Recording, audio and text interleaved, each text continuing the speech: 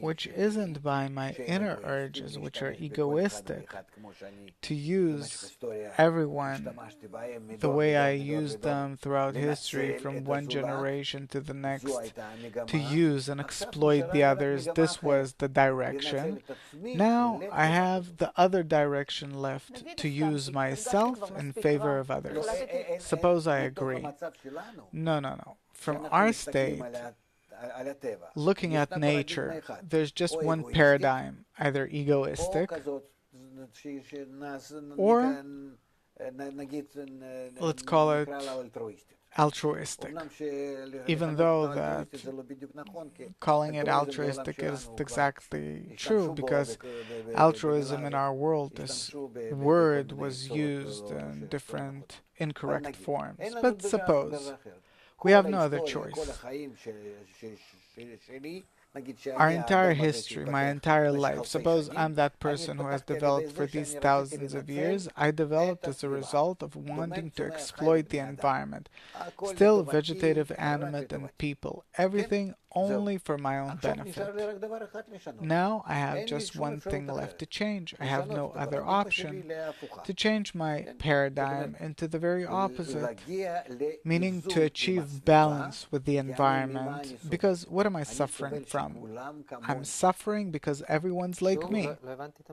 Again, please. I'm suffering because everyone's like me. What do you mean, like you? That everyone wants for themselves, to exploit the others, and eventually we reach a state where we're depleted, we empty each other, we're on the edge, we feel helplessness, we reach a state which is a dead end. We have no choice but to understand, to perform self-scrutiny about where or how can we change our attitude towards life. And the only thing that we can change in our attitude towards life is that instead of each taking from the others all the time, pulling everything to himself, let's agree to be in partnership, in balance, because we see that our planet is ready to give us everything. Only because everyone's pulling everything on themselves like foolish children, we only suffer as a result, and no one enjoys it. So we have no choice but to achieve the balanced relations between us. And that's how we start. How can we now change ourselves from this egoistic form of receiving as much as I can, and even if I don't need it, but so that someone else won't have it, because I don't only enjoy fulfilling myself, but I also enjoy depleting others. Emptying others? Or that I have more than others? No, it's not enough that I have more than others. I don't want the other to have anything. Even something that I don't need, and he has it, and I don't care, I care that he has it. I always measure myself towards others, whether he has more or less. This is what makes me feel happy. So, here we have to understand what good and what bad is with respect to our nature, and how can we complete our nature? How can we correct it? Okay, I'm following you. I came to the recognition that the situation isn't that great and we need a change. And I understood that instead of each taking from the others, I see that taking from others, it's great pleasure, but others are taking from me too, so I don't really like it anymore. And I want to invert it. Instead of just taking from others all the time, I want to also give to others. This is our starting point. Now from here I have to start developing that sense. You're saying that my good is the place of balance, harmony, equality, mutuality between everyone, but I need the compass. Where do I acquire that sense in which I feel, I know, whether now at home with my friends, at work, whether I'm doing the right thing that's aiming me in the direction of good, or what I'm doing is wrong? How can I measure? In my body, I know. I go to the doctors, I have tests, and I see whether my condition is good or bad. How can I know here? what's good for others. And the other should think about what's good for you, mutually, to try and do good things for each other. The opposite to how it is today, as simple as that. But everyone has a different desire.